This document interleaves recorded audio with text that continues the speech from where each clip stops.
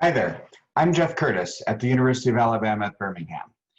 As unfortunately we have become too painfully aware, 2020 has been the year of COVID, and the ACR virtual convergence meeting is no exception to cover the topic.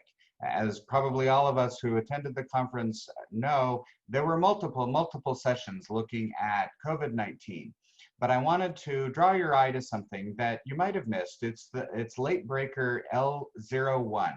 It's the results from the very early experience in about the first 4 months or so of the pandemic from some of the Boston hospitals, Mass General, Brigham and Women's. It tried to answer the very important question that frankly is on most of our patients' minds. If they who have a rheumatic disease get COVID, like what happens and how bad is it going to be? And we've known from other abstracts presented at the meeting, including some patient communities like the Arthritis Power Registry and the Creaky Joints community that I work with routinely, people are really fearful. There's a huge amount of anxiety. There's multiple abstracts on this topic from a variety of patient registries. So of course, how afraid patients with rheumatic and musculoskeletal diseases need to be is a source of great concern. From several of the patient surveys that have been reported at this meeting, about at least 15%, and in some surveys higher, of patients are stopping their therapies, mostly without their doctor's recommendation, and in many cases, even without their doctor's knowledge. So is this really warranted? So Late Breaker 01, reporting the experience of these Boston hospitals, sought to try to inform that question. So it's 143 patients. It's not a huge sample size. And these were all individuals that were confirmed to be COVID positive. They age sex matched them to individuals who did not have a rheumatic disease, and then asked the question, what are the downstream outcomes? What's the likelihood that somebody gets hospitalized, ends up in the ICU, needs mechanical ventilation, or who dies? How afraid do the rheumatology patients need to be?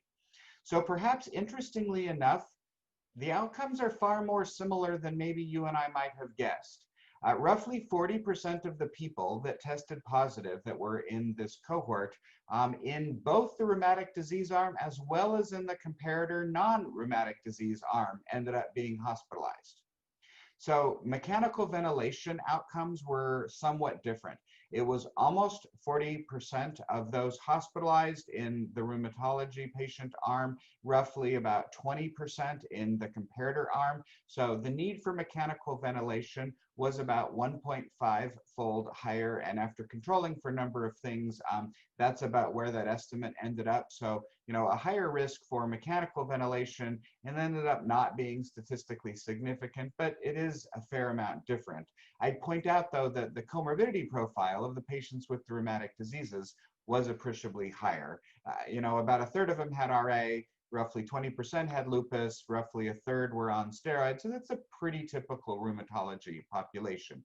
And then the outcome, of course, that is of most concern to everyone is death. And about 7 to 8% of people overall died, but it wasn't different between the two arms of the rheumatology patients compared to the alternative comparison arm.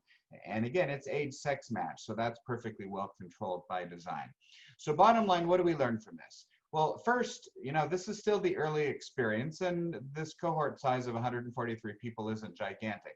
On the other hand, most of those outcomes, hospitalization, death, were pretty similar. ICU admission, also not much different. The mechanical ventilation was somewhat different, but in fact, they looked at it in terms of calendar trends. And, later on in time, perhaps with, some of the existing ICU type protocols that might have got put into place, the need for mechanical ventilation actually looks like it changed and became closer to parity in the rheumatology patient cohort. So unlike perhaps what some patients and clinicians might have feared, the outcomes of actually having confirmed COVID-19 infection for rheumatology patients were really not a whole lot different compared to the general population. What's not known and what's left really unanswered is the generalizability. These are people that are seen and treated and were initially diagnosed at a Boston healthcare system that, is clearly not highly generalizable to, non-urban settings or, rural areas where hospitalized patient care may be quite different than in these Boston hospitals. The other thing, of course, that this abstract doesn't touch at all because it was very much out of scope, are patients with rheumatic diseases on the treatments that we would usually prescribe, are they at higher risk to get COVID infection? And with a study design like this, you can't speak to that. But for the question that it sought to answer, are outcomes of people who have confirmed infection worse if you have a rheumatic disease on the usual treatments? It really doesn't seem like it.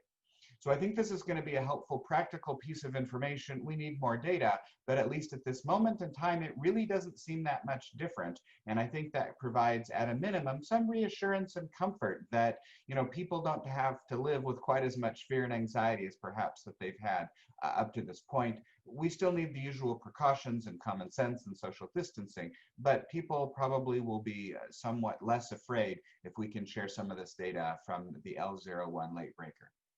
Thanks for your interest.